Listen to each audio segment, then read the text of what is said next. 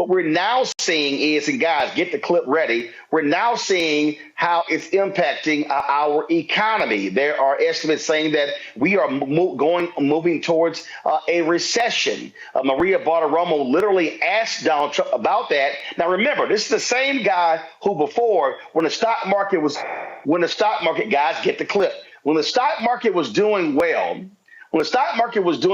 Congo, Trump said, oh, it was because of him. But now the stock market is doing awful, and he's saying, oh, it's because of Biden. Now he's saying, you know what? Let's stop looking short term. We should be thinking about the next 100 years. And so then Trump's national economic advisors said, oh, no, there's not going to be a recession. Well, then Trump, in the interview with Maria Bartiromo, we're going to play for you the clip in a bit, then he wouldn't commit to the recession. Here's what we know. The last 3 Republican presidents put the economy into recession. They were bailed out by Democratic presidents. Numbers don't lie. President George H.W. Bush, President George W. Bush, and Donald Trump, 3 Republicans, put the American economy, drove it into a recession. President Barack Obama, President Bill Clinton, President Barack Obama, and President Biden all pull America out of a recession. And it's idiotic for these people who voted, who actually said, oh, yeah, we think that Trump is going to be better on the economy than Vice President Kamala Harris. Well, it didn't take them long to wreck what was the only economy that recovered the best of all industrialized nations in the world than under Biden Harris. But these idiots are already destroying it. And remember, Elon Musk said, we must all accept some early pain. Well, yeah, that's easy when you got billions of dollars. You know, one of the things I posted today was Trump is basically running what had happened was a economy. He always puts something out, and then when it doesn't work, he's like, well, there's this. Oh, well, I put up the tariffs, but now I have to drop it because I didn't want to hurt Mexico and Canada. Oh, well, the stock market. And now, let's do it like China, wait 100 years. I mean, seriously, this was a guy who said he's going to bring down the price of, quote unquote, the grocery, right? It was all about the eggs. Look, this man, and this is the thing that also bothers me, Roland, is that people act like he wasn't president before. Like he didn't tank the economy before, even outside of what was happening with COVID. And this man is at Mar-a-Lago every weekend. This man is running up taxpayer dollars every weekend while destroying the economy. There's no single policy that he has implemented that has helped any poor person, any struggling person, anybody with any type of challenge. He's only making more cuts. Look what's happening with the Department of Education. And he's only going to make it worse.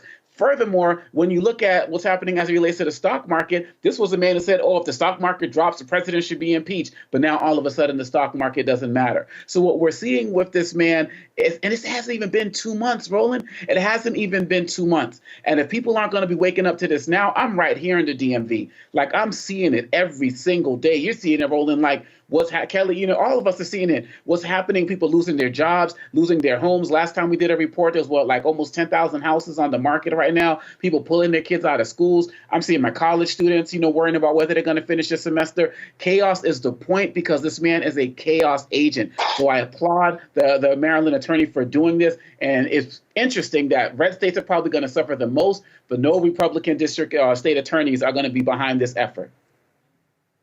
Oh, no, absolutely not. And so, what's crazy, Kelly, is they don't care. And I'm just sitting here saying, South Carolina and all the rest of y'all screwed.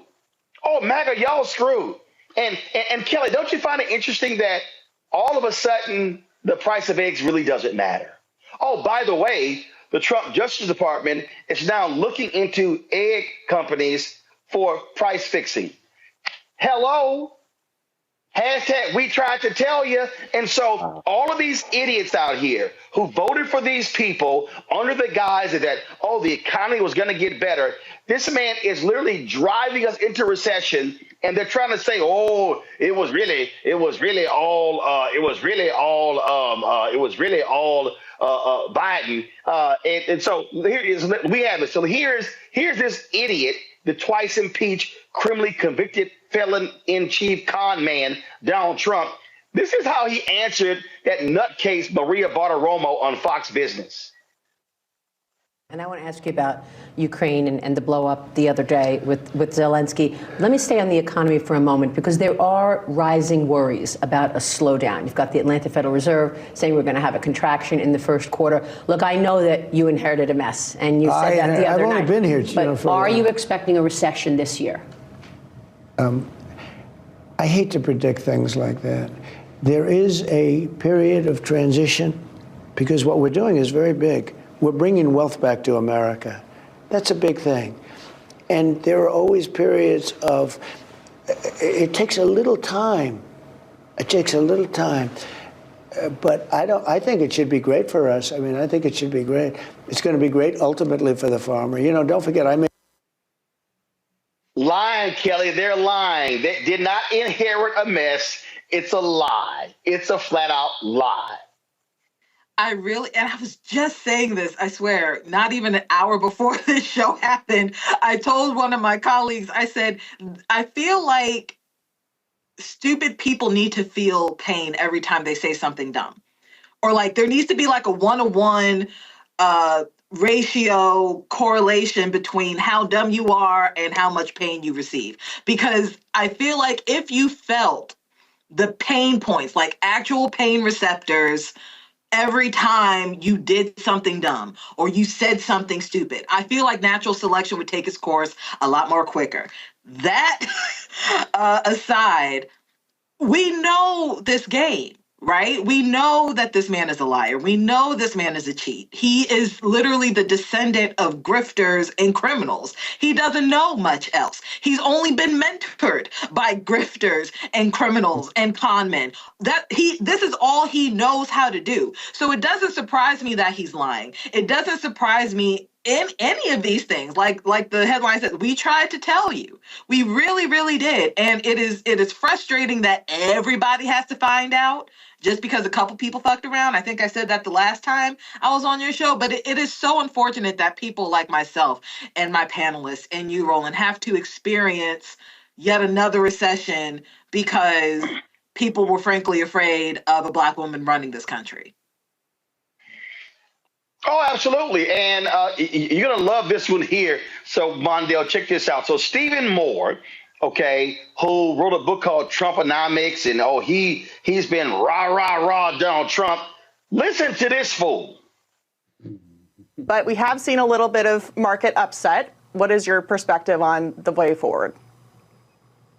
Well, you used the word complicated, and that's exactly what it has been over the last week, Katie, where one day the tariffs are going to go up, and then there's going to be a delay in the tariffs, and then there's going to be a tariff on another country, and it's been up and down and up and down. And by the way, the stock market went up and down with these things. I think that the president's emphasis on tariffs right now is misguided. I think we have a very wobbly economy. We saw a not very good jobs report on Friday. The consumer confidence numbers are sinking, and other indicators are not positive. The economy needs a pick-me-up, and tariffs are not a pick-me-up. What is the Trump tax cut. Congress has to get this passed as soon as possible by Memorial Day. That will provide the stimulus the economy needs. Yeah, because if they don't get the cut, it's going to be a tax hike for everybody who got it in the first place. One of the biggest. Listen to these idiots. First and foremost, okay, gonna have tariffs, not gonna have tariffs, gonna have tariffs, not gonna have tariffs, only because when he sees drop, the stock market dropped today 1,000 points. NASDAQ lost 4%, the biggest drop since 2022. No, we've long said that the stock market is not the only economic indicator. But the bottom line is this here. It's a yo-yo effect because you've got these yo-yos who are in charge. They're just cutting stuff willy-nilly. And so we're seeing the effects of it. And so Kelly talked about pain. It's about to be a whole bunch of red state white folk who are going to be in pain, screaming left and right because of these cuts. And then we as Black people, we should all say, we tried to tell you. Yeah, but listen, you know, the nature of Black people is we try to tell you people. We'll say it, but we still gonna reach our hand back and try to help people out. That's what we've been doing for this country since we got here. I'm petty. I'm petty. I am a we tried to tell you dumbasses. I'm gonna throw some cuss words in there, and so I am. So I'm petty like that. But go ahead. Yeah, I mean, we'll be petty, but we still gonna get somebody a couch if they need it. You know what I'm saying? If you look at the poor Do black we? community, yeah, we do. I think that's right. what make black. I mean, that's that, and I'm not saying that our resilience. Hey, I'm gonna tell you right now, ain't nobody MAGA getting in my couch. Proverbial couch, Roland. Proverbial couch. You ain't got the house. But I'm the house of America. No. Let me be real clear. Ain't nobody MAGA getting near my proverbial, my hypothetical, or my literal couch. Listen, y'all, Roland, stop it. Yes, he is. Roland cares about democracy, and he understands even when fools vote against I their own don't give a damn about MAGA. Damn it, Roland. I don't give a damn You're not about gonna MAGA. win. You're not gonna win. It's not gonna happen. Give a damn. Give it up. I don't give a damn about MAGA. I'm telling you Let me get on Elon Musk because Roland is petty. listen, Elon Musk has promised these crazy ass people, he's gonna cut $2 trillion from the American budget. I want to know how you plan on doing that. And if you think firing the federal workers is going to get you there, you're an idiot who don't understand anything. Because only $400 billion, and that's if you fire all federal workers and all their benefits and all those people who are retired, you still are way short. I can tell you how we can do it. We cannot do what Stephen Moore just said we need to do. We cannot give another Trump tax cut that added $4.6 trillion to our deficit. We cannot do that and think it's going to work. We've already seen the ideal of trickle-down economy has never, and that is not an exaggeration of that word, it's never worked for the majority people. The people who benefit from that situation when you give them tax cuts and breaks and think they're going to invest it back in the economy, those people are already wealthy. There are people like Elon Musk who gets $8 million a day from the federal government. And we're not investigating that. We're investigating monies around Social Security, the most vulnerable people who work their entire life and living off an average of $64 a day is what we're investigating. Not the fact that contractors like Elon Musk and the Defense Department can't even pass a damn audit. People like Elon Musk seeing the most private and sacred secrets of this country without a security clearance, jeopardizing, and we don't know who he's meeting with in other countries because he won't report that. But people beneath him are saying he's having these meetings. So while Elon Musk continue to data mine, because that's what he's doing with the federal government, data mine for his own riches, we're making poor Americans even poorer. And white people and black Republicans are going along with it. And now they can't even sleep on rolling couch. No, they can't. I'm telling y'all right now, okay. If I see a MAGA person struggling to lift a suitcase on the plane, I ain't getting up. I'm gonna tell you right now, okay. I don't give a damn about MAGA. MAGA can go to hell as far as I'm concerned. And see, I am so sick and tired, Kelly, of these people saying, well, no, we need to be talking. I ain't got shit to say to them. I'm not talking to them. I'm not dealing with them. I ain't looking at them. I'm just going to sit here and say, you fools chose to wreck the country. Y'all chose to wreck the economy. Y'all want to blame everything on DEI. Well, guess what, Elon? Was it DEI the reason your shitty rockets blew up, causing 240 flights to be delayed over Florida and the rest of the country? Is it, hey, Elon, is it DEI when the hackers shut down Twitter today, causing a massive outage? And now this fool is sitting here trying to blame Ukraine when it wasn't Ukraine. It was Dark Storm. They took credit for it. Hey, Elon, can you blame DEI for your Tesla stock being down 50% since election day? No, because it's your punk ass. So I'm telling you right now, Kelly, I don't give two shits about MAGA. And you shouldn't. You shouldn't. I'm not the one to. I'm not going to be like Mondale and be the bigger person here. I'm already a big person. I can't be any bigger. That's just not going to happen. I'm not being the bigger person. I'm down 20 pounds since January 7th. Fuck. Amen. I'm gonna get on your level one day when I feel like it. Amen. But to your point, To your point, I would push back on what you said a little bit in that they chose, what they chose. I think they chose themselves, right? They thought that they would be immune to this. They thought that, oh, Trump's going to do that to other people and I'm going to be okay because I voted for him. Oh, Trump's going to deport that Hispanic person, that immigrant because I am a different immigrant and I'm going to vote for Trump so that he can protect me. He don't know you. He don't know any of us, except the people who line his pockets, like Elon Musk and these other billionaires that are, now secretaries of whatever, right? So on that note, they still can't have my couch. I'm still not going to, help them out because at the end of the day, we tried to tell you, we gave you fact after anecdote, after parable, after real Bible verses. Let's be clear about that. Everything. We threw the kitchen sink at y'all and we had evidence from the previous administration that he held. We had evidence of his bad leadership from the last time he was president, and y'all wanted more because you're like, oh, this time it's going to be different. And that is what is frustrating me. It's like the willful ignorance, the selective remembering of what went down. It's like people really still to this day believe that Donald Trump is a better president because they got a check during COVID. Right? It's these small things that end up in a vote that we didn't get because they decided that Trump was better for whatever reason. On Congo, I'm telling you right now, ain't no God. First of all, the only red hats I allow in my house is if you're a Delta. I don't even let Kappas come in my house. But if you think for a second,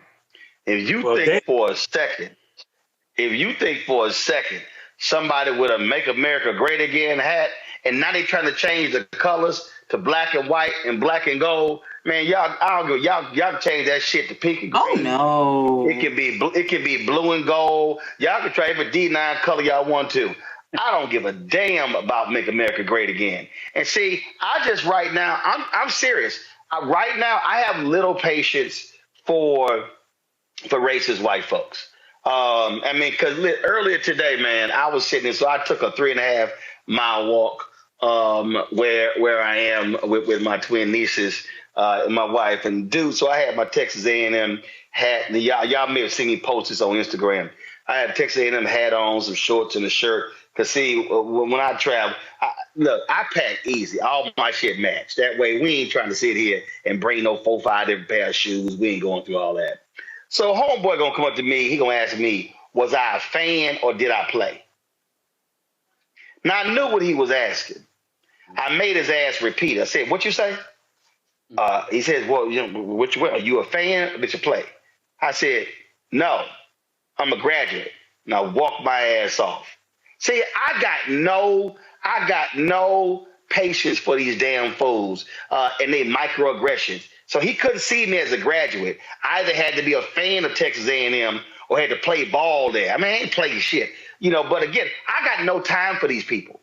I got no time. I got no patience, and I'm not trying to help them out.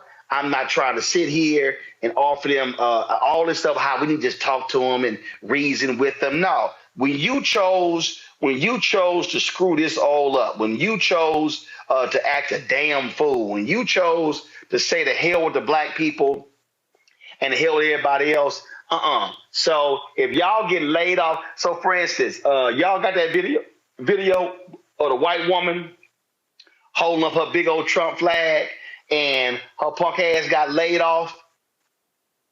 I got no sympathy for her. Matter of fact, I hope she lives in a state where they have cut unemployment benefits. Damn. Well, I mean, wow. Damn, I wasn't expecting that last part. Again, though, see, they want to cut everything. They want to cut unemployment benefits. They want to cut Medicaid. They want to cut everything. Okay, so if your ass gets sick and die, Don't send me a GoFundMe because y'all voted for it. See, that's what I'm saying. They want to see it. All these MAGA people, these bitches, oh my God, I voted for Trump 3 times. I had 3 tours of duty. You didn't pay attention when that fool was there last time? You ignored all that bullshit he said about grabbing women by the vagina? You ignored all that. You ignored January 6th. I don't feel for you getting fired. I don't feel for you because you did it to your damn self. Go ahead, I'm a Congo. No, I feel you. And, you know, a lot of these MAGA folks, the reason why I don't trust them is for all of the things you laid out. But even all of those guys who are like, yeah, I voted for him 3 times in a row, I got fired, I didn't expect this, and so on and so forth. If he cuts them any type of check or gives them any type of benefit, or one of his senators or governors are able to get some type of exemption, they're going to be right back on the bandwagon. And so until they get out there and do some real action, some real change, they should not be trusted. And many of them are looking for that. What was Elon Musk in that meeting allegedly, said, if people have a problem, they can call me up and we can talk about exemptions and the like. Everybody ain't got their number. Everyone got Elon or Trump's number. And so these guys who are out there, MAGA, losing their job, losing their school, about to lose a lot of the resources that they're getting in schools as well. I'll come back to the Department of Education. They are the ones that need to step up in their own communities, because people were talking about when Kamala was running, we need to reach out to Republicans. We need to embrace all of them. And everybody kept talking about trying to embrace people that did not want to embrace us and still have no desire to embrace us in any way, shape, or form. And so they got to do the work in their spot if they really mad, because I don't trust them. And no one has a reason to trust them, because as soon as Trump throws out some other type of code word or something else, they're going to be right back in line with him. Listen. I've been trying not to cuss. So let me just give, before I go to Monday, just give y'all a warning. Just go ahead and turn your audio down for about 10 seconds. Okay. So just turn your audio down. I've been trying not to cuss, but people really getting on my damn nerves. They really getting on my nerves with this book, with this nonsense. So I'm gonna do a countdown. 5, 4, 3, 2, 1. Turn your audio down. There's a line from Harlem Nights that I love the most, Mondale, when Red Fox says, "Man, fuck y'all." That's how I feel about all of these Trump voters who getting fired and losing their jobs. I don't care. I'm tired of these people. These people chose this. They chose the violence. They chose the hatred. They chose to overlook. They chose the racism. They chose all of that. And I don't have any sympathy for them. I hope they go broke. I hope they lose everything. I hope they go bankrupt. I hope they get evicted, because they chose this. There was an option. They said, to Kelly's point, nah. We don't want the black woman. We don't want the woman who was the vice president along with the president who saved the economy. No, let's go back to the fool who tanked the economy. Let's go back to him. So let's choose that fool who tried to overthrow the government. Let's do that. So yes, I don't have any sympathy for any of these MAGA people, these farmers who are now losing billions of dollars from USAID, the soybean crops. I don't feel sorry for any of them. What did I say, Mondale? And I meant it. Every time they cry, I'm just going to go play Scarface's No Tears. No tears. Listen, I'm from a long history of understanding white people. White people have, for the longest time, been willing to sell out themselves just to ensure that black people don't get parity, right? My mother is of the generation where they closed down public schools because they had to integrate them. So rather than send their kids to school, they just shut them all down. So there was no school. These people are used to this. White people, and after the Bacon Rebellion did the same thing. Because their idea of whiteness was created, because they could still get married, because they were from places where Christian grandfathers allowed them citizenship into this country, they were willing to let black people go into slavery for hundreds of years, because they still were going to be poor. They still weren't going to have shit. They were okay with it because they still were going to be white.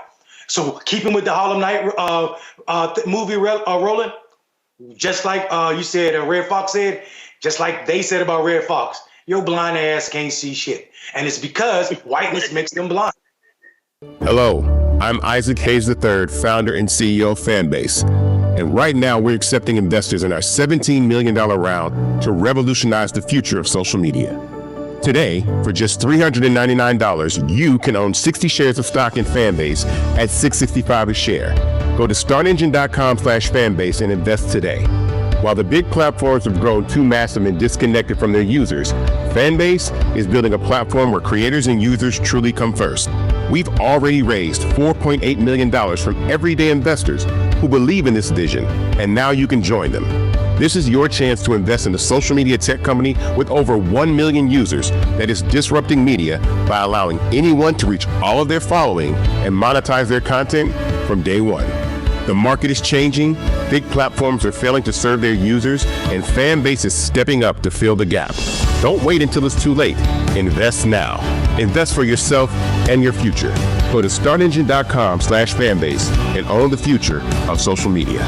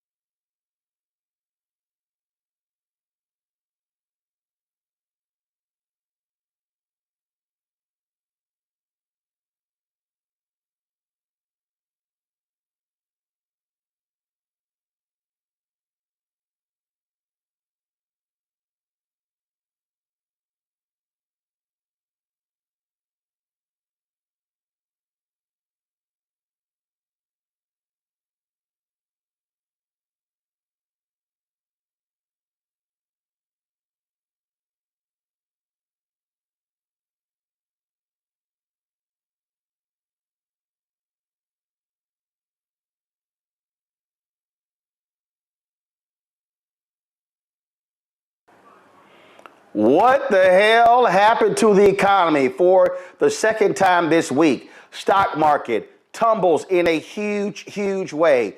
Donald Trump is throwing out tariffs when it comes to steel, all sorts of stuff. Now folks are talking about a recession is on the way. Inflation is hitting hard. Prices are still up. He's laying off people contributing to unemployment claims.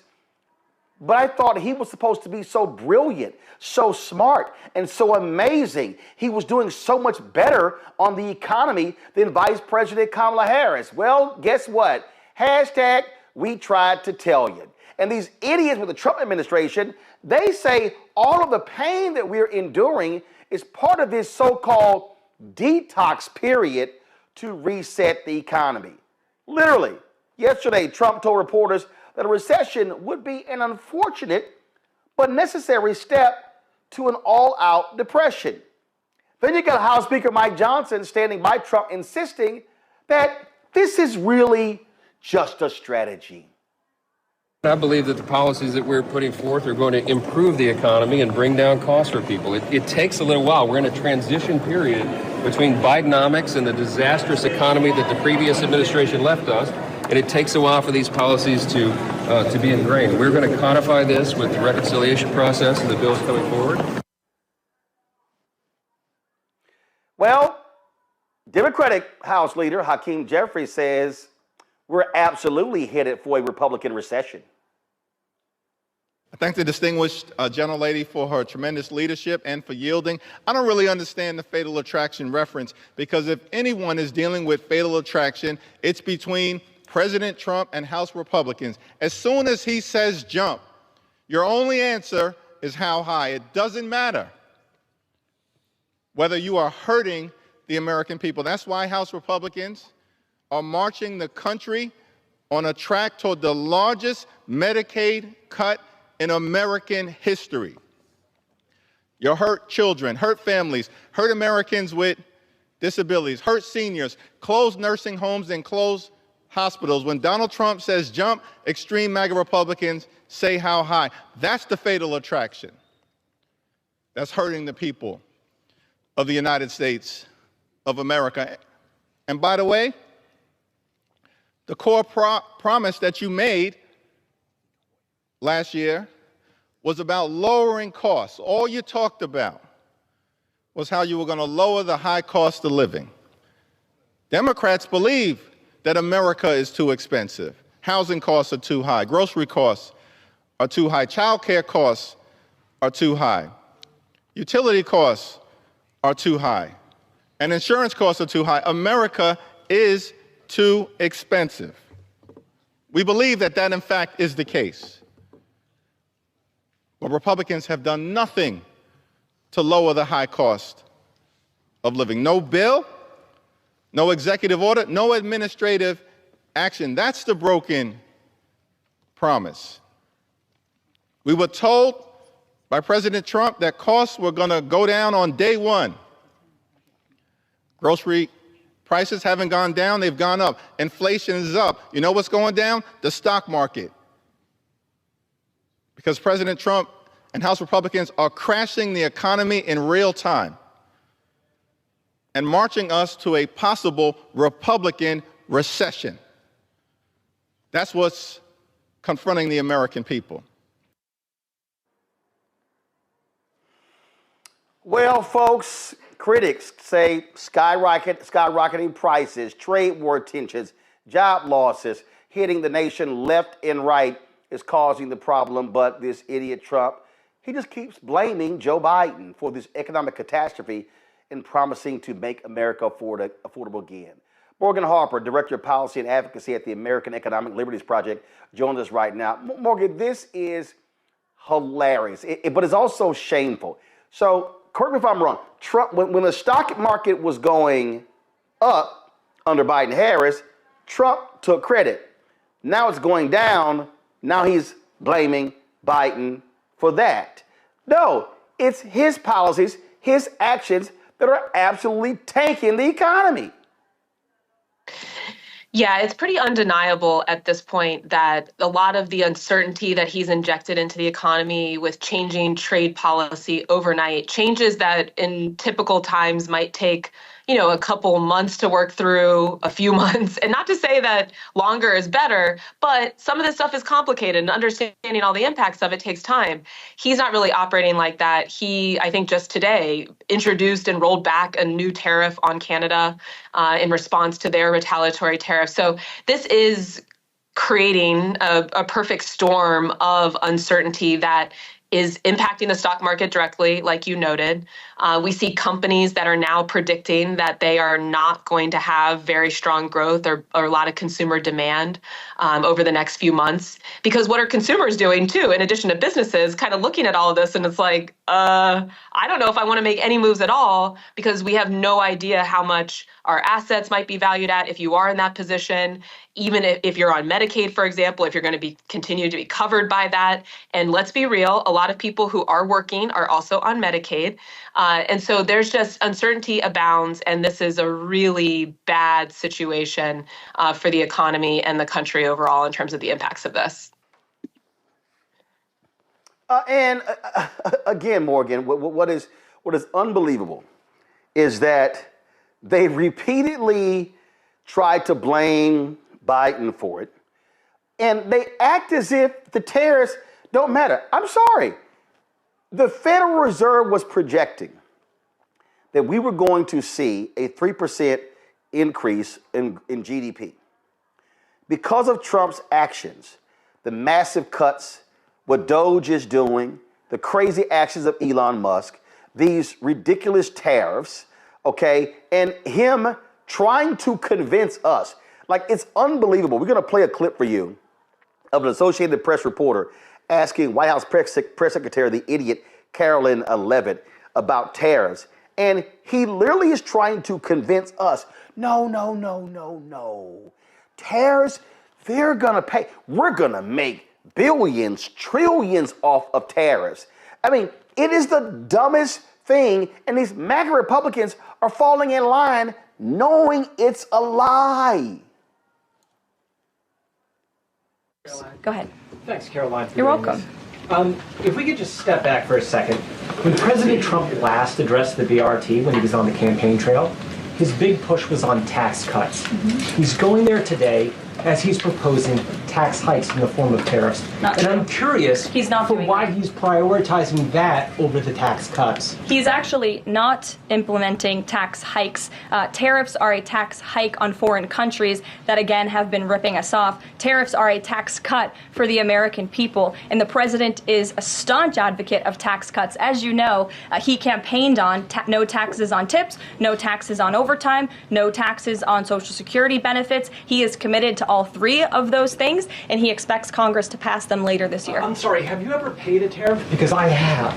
They don't get charged on foreign companies, they get charged on the importers. And ultimately, when we have fair and balanced trade, which the American people have not seen in decades, as I said at the beginning, revenues will stay here, wages will go up, and our country will be made wealthy again. And I think it's insulting that you're trying to test my knowledge of economics and the decisions that this president has made. I'm now regret giving a question to the Associated Press. Mary, go. Morgan, that's crazy. So, yeah, well, there's a lot to unpack here. I mean, like I've said a couple of times, Roland, tariffs are an important tool to make sure that we have balanced trade. Tariffs, when part of an overall economic policy strategy that includes things like domestic investment in industrial policy, in building up incentives for domestic manufacturing to have companies want to build things in the U.S., can be a very successful strategy. What we are seeing here is not that. It's very scattershot. It's changing all the time, like we talked about. And it is importantly not paired with any sort of industrial policy strategy. That is not even on the table. I mean, it appears it's not on the table because it conflicts politically with where this administration wants to be landing on an environment where they're really trying to advocate for more government spending.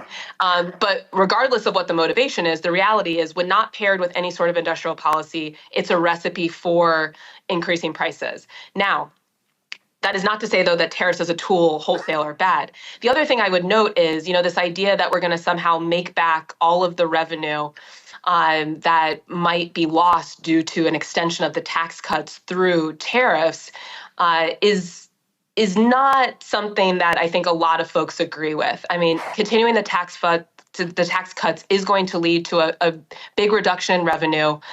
We have a lot of people, like we've talked about, that have unpredictable job situations right now. We have a lot of uncertainty in the economy. So somehow this idea that by putting these tariffs on companies, this is going to generate the revenue, even if, which is possible, that they do absorb some of the increase of the tariff costs themselves directly without passing on to the consumer. It's possible. It's just unlikely to be, a complete wholesale equivalent there with the tax cuts that are to come.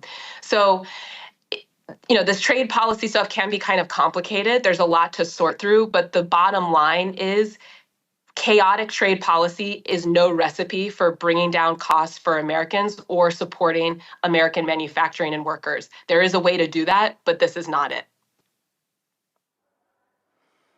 Well, and again, as we sit here and examine all of these actions, you take what they're doing to the IRS. Republicans were opposed to the hiring of additional IRS agents to target wealthy individuals. And so Elon Musk and Doge, they are firing many of those auditors. Guess what? That's going to lead to less revenue. And again, these idiots keep saying they want to put money in the pockets of Americans. Well, when you want to obliterate the Consumer Financial Protection Bureau, guess what that means? Oh, you're taking money out of the pockets of regular, ordinary people and just handing it over to corporations who are simply going to just do more stock buybacks. When Donald Trump and the Republicans pushed through this tax cut 4 years ago, he was like, oh no, these companies are going to be using that money for wages. The companies are like, no, we're not. They made it clear they were going to be using it for stock buybacks. It added $8 trillion to the deficit. So I don't know where any of these people went to school. This ain't even trigonometry. This ain't geometry. It ain't algebra. It's just basic ass math. Yeah, and I mean, I'm glad you mentioned the CFPB because that's a great example again of what even if you were trying to believe in, oh, we should be doing these things through Congress and not rulemaking. Let's take, for example, like the CFPB rule to limit overdraft fees. This is a fee that often gets slapped on consumers when they they try to withdraw more money than their bank account has available. Banks, financial institutions have made a lot of money off of those fees over the years, and this past CFPB under the Biden administration did implement a rule to limit just how much those fees could be. There's a loophole in the law. And the congressional Republicans have now introduced what's called a CRA, Congressional Review Act, to roll back that law. Or roll back that rule, I should say. They're not introducing any sort of companion bill that would make that policy final and permanent if you believe in, oh, this should just be the authority of Congress. They're just taking away the rule that provided some protection to consumers. That's another thing that could raise prices. Another example out of the CFPB, I mean, there's a lot of examples, unfortunately, preventing the CFPB from being able to prosecute payments companies, online payments companies. They might be engaging in fraudulent activity and losing consumers' money. Similarly, trying to roll that back in Congress. Every congressional Republican except for one, so far it's only been on the Senate side except for one, voted for that. And there's no plan for covering that market. So there's a lot of vulnerabilities that are being created through this policymaking. Again, if there was sincerity in trying to actually solve problems, then we would be seeing some bills introduced, but that has not been happening. And it's very concerning. And so where we go from here is pretty unpredictable, but there are a lot of signs that are pointing to a bad economic situation or further weakening in the economy and a bad economic situation for a broader swath of Americans. Don't you also find it just utterly ridiculous, Morgan, where Trump now all of a sudden, how they're now saying, well, no, I think we have to, go through this pain. We must because we need to do this reset. There was just too much government spending, and so this reset is necessary. What the hell are they talking about? Well, look, yeah, I mean, again, there's a way to go about making the government more efficient. And I've been a government employee. A lot of folks who have worked in government, I think that we could all put our heads together and think about some ways to make things more efficient. P.S., probably a lot of people who have worked at large corporations could say the same thing, but, that's a whole other conversation. This isn't about doing the thing that's most efficient. It's been a lot of scattershot and fast-moving decisions that are just stripping away the ability for the government to really do its job to protect a lot of Americans and enforce the law, like the IRS, for example, that you mentioned. Again, going back to CFPB, they've withdrawn cases that were going after companies that were breaking the law, taking consumers' money. And so this does seem more of an ideological exercise, but I will say, and a political exercise, but I will say, I mean, there are real problems to solve. There is a need to take a hard look at the American economy and think through, what does it look like when so many people in our country are vulnerable to just missing one paycheck? What does it look like? We talk about the stock market as an indicator, that there's a lot of people that don't even have the ability to dream of investing in the stock market because they have no extra money to be able to look at that.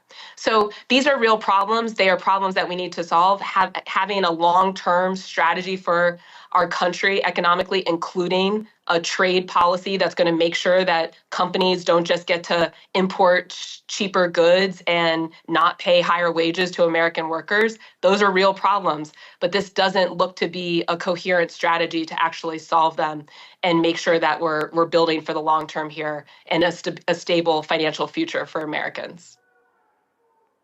Yeah, because this strategy we're talking about here is, let's just invest billions of U.S. money into crypto. Let's just sit here and keep whacking away, and let's just stop the lawsuits against companies in the Department of Justice, at the SEC, at the CFPB. You had one Chinese national who just, let me just go ahead and buy, a bunch of millions or billions in the Trump coin, and guess what? His case magically goes away. What we are seeing is we are seeing major corporations. There was even one report that companies are paying $5 million for sit-down meetings with Trump and Mar-a-Lago. These people are grifters. They are literally trying to just steal from the government and screw everybody else. And you've got these workers, you've got veterans. It's going to be a big protest happening on Friday. And to your point, how it's just willy-nilly. I mean, they fire people at the National Weather Service, and now they're trying to hire them back. They fire workers with the Centers for Disease Control. Now they're trying to hire them back. And so it's just nonsensical. And so they are creating the chaos that we are now seeing in the markets. And you've got companies like, yo, what the hell? We can't do any sort of quarterly or yearly or planning for every 2 years with the kind of just nutcase economic policy we're seeing coming out of the White House. Yeah, absolutely. I mean, how could you possibly predict how you're going to spend or build your company if you don't even understand the legal framework that you're operating in, or whether laws will be enforced? And, to our earlier point, I mean, that's the larger risk, not just for companies, but for all of us that are living in the U.S. right now and across the globe who are watching this. So, I mean, I think the important point, though, to make here, Roland, is, we're going to spend a lot of time, I imagine, over the next few months critiquing what's happening right now in this administration, some of the corrupt action that's happening. But we also, those of us who know that government does have a role in this country in supporting things like strong manufacturing and supporting people being able to lead stable lives and access healthcare and be able to have families and support them, that we need to be presenting a plan for what that looks like and making the case for why government is important, because there's clearly a lot of people in our country that don't have a strong understanding of that. And until we solve for that problem, then I do think we're going to continue to be at risk for these types of moves that are, again, not about actually helping anybody, but it seems to be enriching a lot of the folks that are attached to this administration. Hello, I'm Isaac Hayes III, founder and CEO of Fanbase. And right now we're accepting investors in our $17 million round to revolutionize the future of social media. Today, for just $399, you can own 60 shares of stock in Fanbase at $6.65 a share. Go to startengine.com/fanbase and invest today. While the big platforms have grown too massive and disconnected from their users, Fanbase is building a platform where creators and users truly come first. We've already raised $8.6 million from everyday investors who believe in this vision, and now you can join them. This is your chance to invest in a social media tech company with over 1 million users that is disrupting media by allowing anyone to reach all of their following and monetize their content from day one. The market is changing, big platforms are failing to serve their users, and Fanbase is stepping up to fill the gap. Don't wait until it's too late. Invest now. Invest for yourself and your future. Go to startengine.com/fanbase and own the future of social media.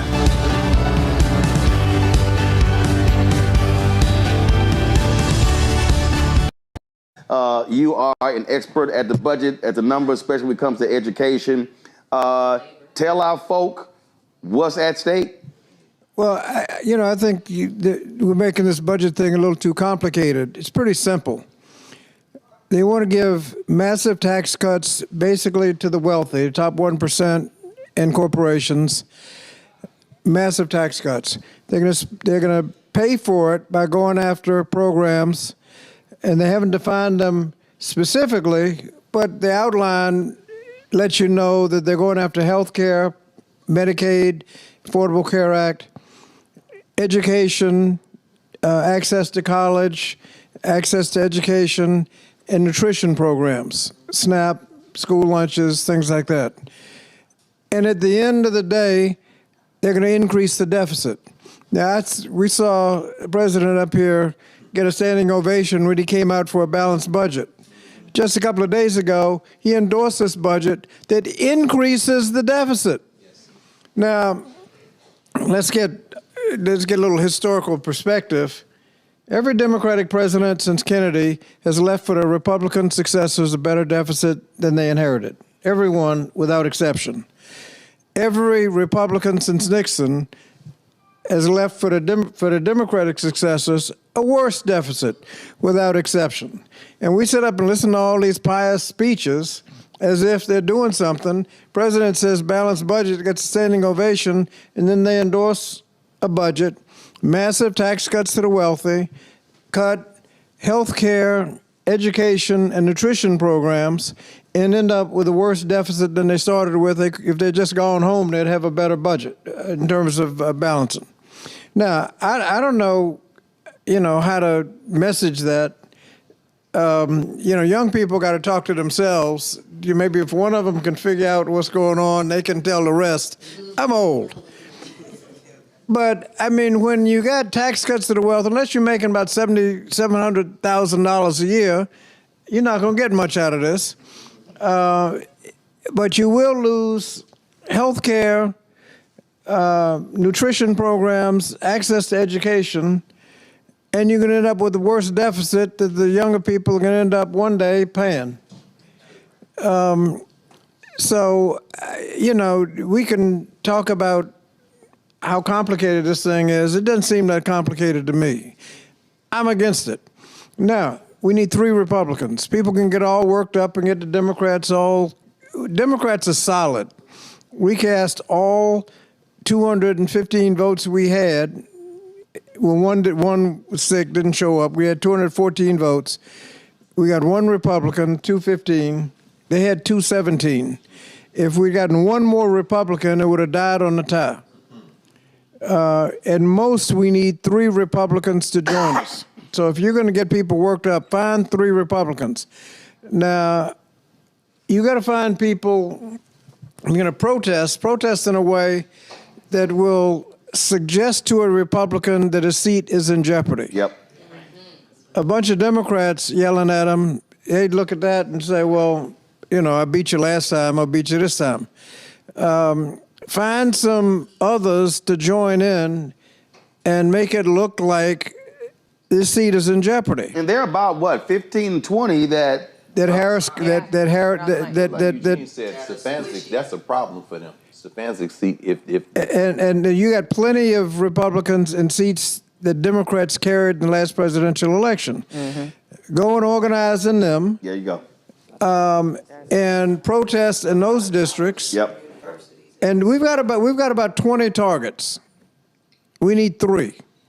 So here's what we're gonna do. So what we'll do is, you don't gotta give it to us right now. We're gonna get the list. So we're gonna have the list, and so we're gonna tell y'all on tomorrow's show who those 20 are, because the whole point is to stop those particular cuts. But we begin tonight with the people who are really running the country right now. Now, Trump is often wrong and misleading about a lot of things, but especially about history. Donald Trump falling in line with President Elon Musk. In the wake of the unsettling news that MSNBC has canceled Joy Ann Reid's primetime show, The Readout, Roland Martin and the Black Star Network would like to extend an invitation to all of the fans of Joy Ann Reid's MSNBC show to join us every night to watch Roland Martin Unfiltered, streaming on the Black Star Network for news, discussion of the issues that matter to you, and the latest updates on the twice impeached, criminally convicted felon-in-chief Donald Trump and his unprecedented assault on democracy, as well as co-president Elon Musk's takeover of the federal government. The Black Star Network stands with Joy Ann Reid and all folks who understand the power of black voices in media. We must come together and never forget that information is power. Be sure to watch Roland Martin Unfiltered weeknights, 6 p.m. Eastern at youtube.com/Roland S. Martin, or download the Black Star Network app. Support the work that we do. Join our Bring the Funk fan club. You heard we just talked about there. Folks, I can't reiterate this enough. Listen to me clearly. I cannot reiterate this enough. When you've got technology companies running scared, when you've got legacy media not doing their job, when you've got black-owned media that is disintegrated, now is more than ever for us to have independent media that cares about the truth, that is willing to say what needs to be said. So when you support Roland Martin Unfiltered, this show, when you support the Black Star Network, you're not just supporting me, you're supporting the other shows. Our goal is to add 2 more shows this year. We want additional shows. We want more weekly and daily shows because we want to be able to speak truth to power. We want to be able to say what is necessary where other people are scared. And when you are scared, when you're looking over your shoulder, oh my God, that advertising contract is not going to come in. Well, guess what? A lot of these major ad agencies, they're not even supporting us anyway. You know, in 6 years of doing this show, Group M hasn't done a damn thing with us. Publicis hasn't done anything with us. You've got Horizon, you've got all of these folks, they haven't done jack. And so we are calling it like we see it, and we're speaking truth. And unlike some of these other so-called progressives and people who believe in truth, I'm not running around trying to kiss MAGA ass and kiss Trump's ass. I won't be going to Mar-a-Lago, not for a damn thing. And so this is about us being able to speak truth. So when you support this show and this network with your resources, it is exactly what is happening, because we are trying to build something that is bigger and broader, and actually it has the courage to say what needs to be said, even when it makes other folk uncomfortable. If you want to contribute giving Cash App, use the Stripe QR code. This is it right here. And if you are listening, simply go to blackstarnetwork.com to check it out. Also, because you want to see your checking money order, some of y'all old school, we understand that. See your checking money order to P.O. Box 57196, Washington, D.C., 20037-0196. PayPal, R. Martin Unfiltered. Venmo is RM Unfiltered. Zelle, Roland at RolandSMartin.com, Roland at RolandMartinUnfiltered.com. And again, folks, we've got some 4 million social media followers. If only 20,000 of our fans contribute at least $50 each, which comes out to $4.19 a month, 13 cents a day, that's $1 million. It allows us to be able to continue to build, to add these shows and do the work that's required. So your support is needed. So please join our Bring the Funk fan club today. If you've not already joined, if you have given to us in the past, please renew your commitment, because it's important that we support Black-owned media, because Black-owned media matters. I thank the distinguished gentlelady for her tremendous leadership and for yielding. I don't really understand the fatal attraction reference, because if anyone is dealing with fatal attraction, it's between President Trump and House Republicans. As soon as he says jump, your only answer is how high. It doesn't matter whether you are hurting the American people. That's why House Republicans are marching the country on a track toward the largest Medicaid cut in American history. You hurt children, hurt families, hurt Americans with disabilities, hurt seniors, close nursing homes and close hospitals. When Donald Trump says jump, extreme MAGA Republicans say how high. That's the fatal attraction. That's hurting the people of the United States of America.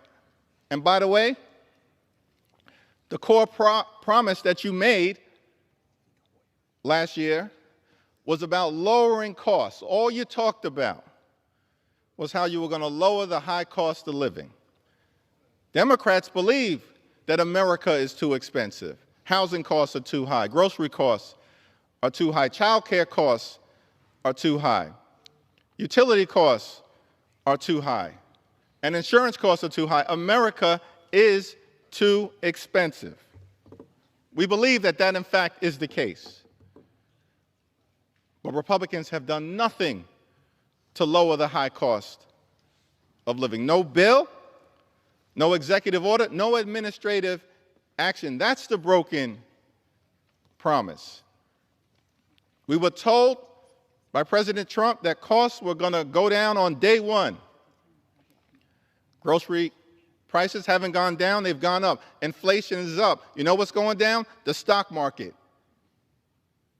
Because President Trump and House Republicans are crashing the economy in real time and marching us to a possible Republican recession.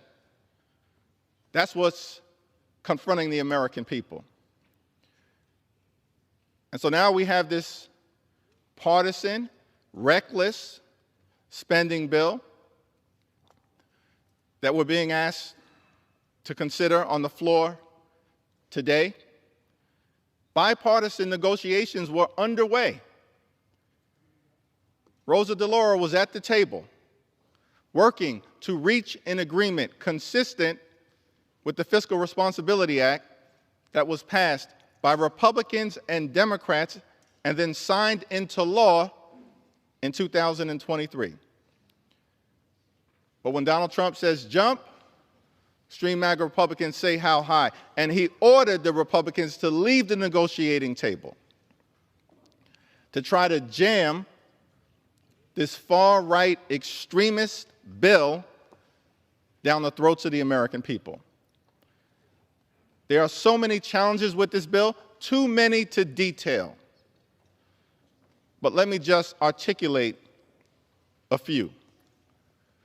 The House Republican, highly partisan, shut-down threatening bill is an attack on veterans, it's an attack on families, it's an attack on seniors. It cuts funding for veterans, including billions of dollars in funds that will be cut from veterans in desperate need of health care for people who serve this country, who are suffering from painful exposure to toxic substances, Agent Orange, and burn pits.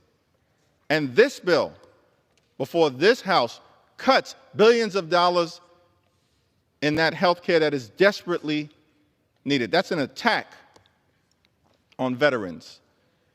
It's an attack on children and families in America because this bill cuts funding for nutritional assistance that would otherwise be available for everyday Americans to put food on the table. When people are already struggling because grocery prices aren't going down, they're going up under this administration. And yet, this Republican bill will cut funding for nutritional assistance. That's an attack on children and families here in America. It's an attack on seniors, an attack on everyday Americans, an attack on housing, an attack on health care, which cuts funds from things like Alzheimer's research to help older Americans battle these challenges. That's what this extreme Republican bill is all about. It will hurt families, hurt seniors, and hurt veterans. The second problem, equally troublesome, is that this bill does nothing to protect Social Security, Medicare, and Medicaid. We've been very clear. As Democrats, we look forward in this Congress to protecting these vitally important priorities for the American people. Why is the bill silent on these priorities? Because you are trying to set in motion a chainsaw to Social Security, a chainsaw to Medicare, and a chainsaw to Medicaid. Your other boss yesterday confirmed that when he said that these entitlement programs, as he called them, they're not entitlement programs, they are earned benefits.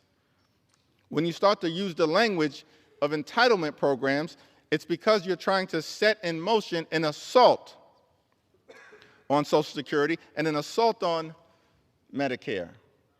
They're saying the quiet part out loud.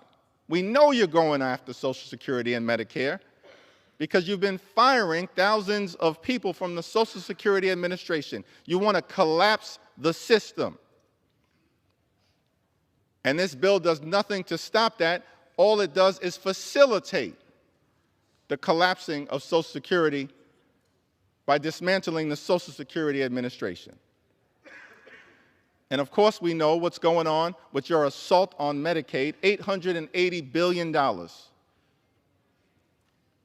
Assaulting the health care of the American people. We've been very clear. We'll work together to protect Social Security, protect Medicare, protect Medicaid. You have no interest in doing that because you want to take a chainsaw to these priorities. And by the way, it has nothing to do with waste, fraud, and abuse. As Democrats, we've been very clear. We want to build a federal government, make sure that we have a federal government that's effective, that's efficient, and that's equitable, delivering services all across the country in a manner that spends taxpayer dollars wisely. But that's not what this effort is all about. This bill will unleash fury on the American people. It will facilitate the ongoing effort that is currently underway. The average Social Security recipient in this country receives $65 a day. They have to survive on $65 a day. But you want to take a chainsaw to Social Security. When Elon Musk and his tens of billions of dollars of government contracts essentially makes at least $8 million a day from the taxpayers. If you want to uncover waste, fraud, or abuse, start there. Don't start with the $65 a day that Social Security recipients receive from their earned benefits, from their hard work throughout their entire lives. Start there. Elon Musk is $8 billion a day feeding at the trough of the American taxpayer. This has nothing to do, this bill right here, with waste, fraud, and abuse. It's all part of a broader scheme to pass massive tax cuts for billionaire donors, the wealthy, the well-off, and the well-connected, and then to stick working-class Americans with the bill. This entire scheme. And as Democrats, we want no part of it because we're fighting hard to make life better for everyday Americans, to make sure that when you work hard and play by the rules in the United States of America, you should be able to provide a comfortable living for yourself and for your family. Educate your children, purchase a home, have access to health care. Go on vacation every now and then. One day retire with grace and with dignity. That's the American dream. As House Democrats, we're fighting to preserve. This Republican shutdown bill does nothing to enhance the American dream. It undermines it. Which is why we are strongly opposed to this effort, part of a power grab from those who are unelected, unaccountable, unhinged, and then working at the direction of this administration, which again has done nothing to improve the economy, nothing to lower costs, nothing to make life better for everyday Americans. And this reckless Republican bill will make things worse. I was in Selma over the weekend. We had an opportunity to once again cross the Edmund Pettus Bridge. Think about the fact that John Lewis and Amelia Boykin Robinson and Hosea Williams and so many others, as they stood on that bridge, knew that there was trouble on the other side. But even though there was trouble on the other side, they believed that their cause was righteous, and it was. It was a just one. It was designed to make America the best version of herself. And we stand here today, standing on their shoulders, continuing that effort. How do we make sure that the American dream is alive and well for everyone in every corner of America, throughout every community? And that's what House Democrats will continue to fight for. That's why we oppose this bill, this effort to hurt families and veterans and seniors and children and everyday Americans. And so we're going to continue to show up. We're going to continue to stand up We're going to continue to speak up for what is right. We oppose this bill. We oppose this partisan effort to hurt the American people. And we will continue to stand on the side of bringing the American dream to life for every single American. I yield back. In the United States Senate, 11 Democrats joined Republicans in advancing the continuing resolution that would keep the government from shutting down. Senator Chuck Schumer, just 48 hours ago, claimed that, Democrats were not going to vote for the bill. Well, then they came forward. These are the Democrats who actually stood with Republicans in voting for this.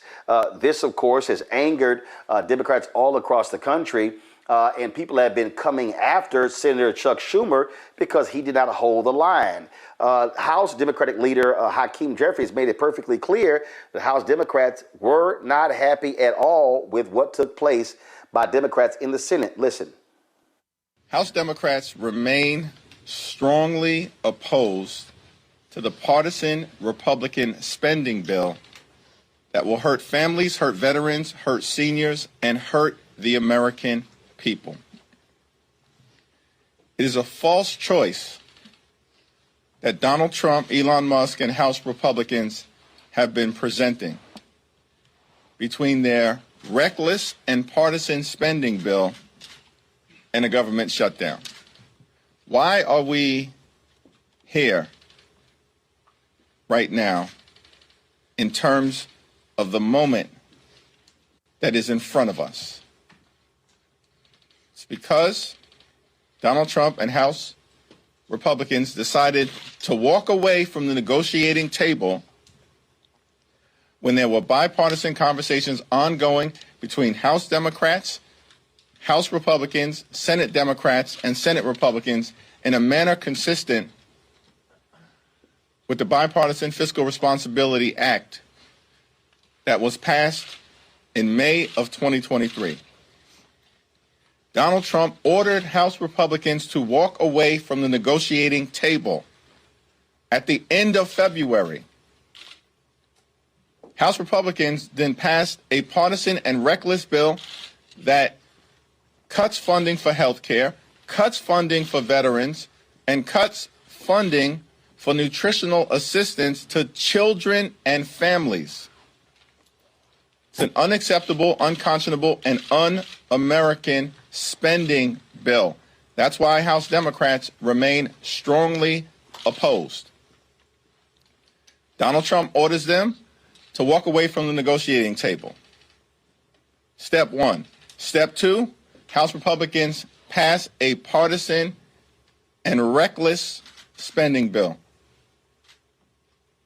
And then step three, House Republicans get out of town. Where are they at right now? House Democrats are here.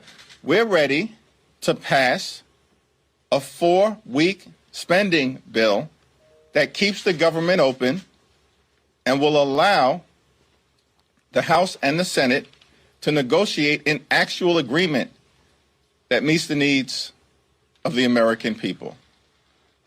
But we do not support a bill that is designed to hurt the American people that Donald Trump and far-right extremist Republicans are trying to jam down the throats of everyday Americans. Folks, it has been quite contentious again with what's been happening with this decision by these Democrats to vote for the bill. A lot of people actually calling for Democrats to replace Chuck Schumer as the Senate Minority Leader.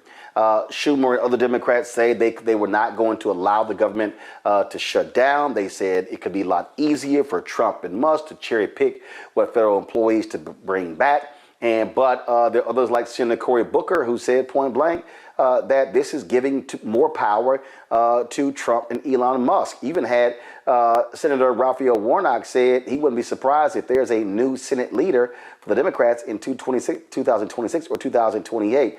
Mike, I want to start with you. Again, a lot of people are ticked off. They are hot. They're upset at Chuck Schumer, saying that he caved. He didn't fight. He gave up. And then, of course, one of your home state senators, Gary Peters, who is not even running for re-election, he voted for this as well. Yeah, Gary Peters should not have voted for it. Chuck Schumer definitely caved because on Wednesday, he said he was arguing strongly against the bill, strongly against cloture, strongly against stop and debate. And he was proposing the 30-day continuing resolution, okay, the 30-day bill, so they can continue to negotiate. It's important. So this is wrong on so many levels. Number one, House Minority Leader Hakeem Jeffries is absolutely correct. Donald Trump told House Republicans to stop negotiating with House Democrats, okay? So House Democrats were totally pushed out of this process, and that's why 213 of them voted against this in the House, okay? And this is what they were saying. This is what Alexandria Ocasio-Cortez was talking about last night on Jake Tapper's show on CNN. So, and then in the Senate, there's a disconnect, and you're going to see this. You're going to see this really explode. There's a disconnect in the thought process of many Democratic senators, as opposed to those in the House. Now, I understand the rules are different, but last night on The Last Word on MSNBC, Senator Jeff Merkley from Oregon and Senator Tina Smith from Minnesota were on. And Senator Jeff Merkley was saying the only leverage that they really have is leverage in the Senate, not the House. And it's the 60 vote threshold, the filibuster. He said if you give that up, then just giving more power to a tyrant, I'm paraphrasing, giving more power to a bully does not help you. They're going to keep punking you. They're going to keep mistreating you. And this is exactly what's taking place. So I think they need new leadership. Senate Minority Leader Schumer needs to be out. And also CNN reported that you have some Democrats that are privately saying that Alexandria Ocasio-Cortez should primary Senator Chuck Schumer as well in 2026. I think she should as well. He's not built for this. He's not built for this fight here. This is a weak punk ass move. This is bitch assness. This is what this is. What do you make of what you're seeing in D.C., Derek? You know, I've been disturbed, Roland, since the 10 Democrats voted to censor Brother Al Green. I've been disgusted with some of the Democrats up in Washington, D.C. In fact, those of us here in Georgia started making phone calls and saying it out loud with our full chest that we need them to stand up. We cannot cede the tools of leverage that are available because when you do that, and listen, Roland, I mean, I've seen it on your show, case by case, when you look at who Donald Trump is, we don't need no other evidence, no more empirical data to say that he's going to do exactly what you anticipate for him to do. And so if Chuck Schumer said, well, if we allow for the government to collapse, they're going to blame the Democrats. They're going to do that anyway, Roland. And so what we got to do is come up with a new playbook. We got to, since Republicans are not showing up in their town hall meetings, then we as Democrats need to show up in their town hall meetings. And we need to explain to those Republican voters and say, that's what y'all voted for, first off. But number two, this is what we're going to do. And we don't need you to get amnesia come next year, because the bottom line is everybody's going to be negatively impacted. This guy is going after Social Security. He's going after Medicaid. He's going after Medicare. He's going after those third rails that we typically just did not touch. But by Chuck Schumer making the move that he did and them other Democrats in the Senate that voted along with him, then they need to understand that they're going to be blamed for this, because they're going to say, well, the Democrats, believed in our philosophy. They voted with us, and so they understood that we're going to impact Social Security. They understood that we're going to impact Medicaid and Medicare, and we all know the devastation that's going to occur when you do that.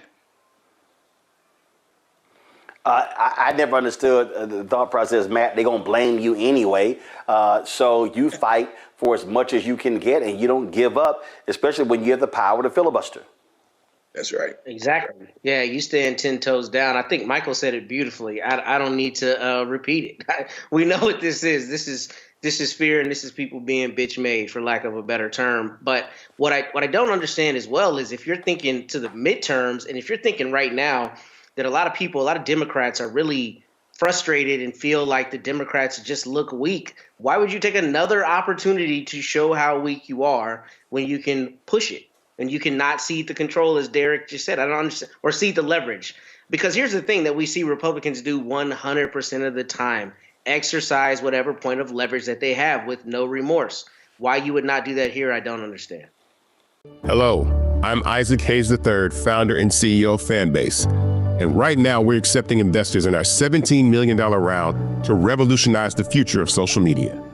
Today, for just $399, you can own 60 shares of stock in Fanbase at $665 a share. Go to startengine.com/fanbase and invest today. While the big platforms have grown too massive and disconnected from their users, Fanbase is building a platform where creators and users truly come first. We've already raised $8.6 million from everyday investors who believe in this vision, and now you can join them. This is your chance to invest in a social media tech company with over 1 million users that is disrupting media by allowing anyone to reach all of their following and monetize their content from day one.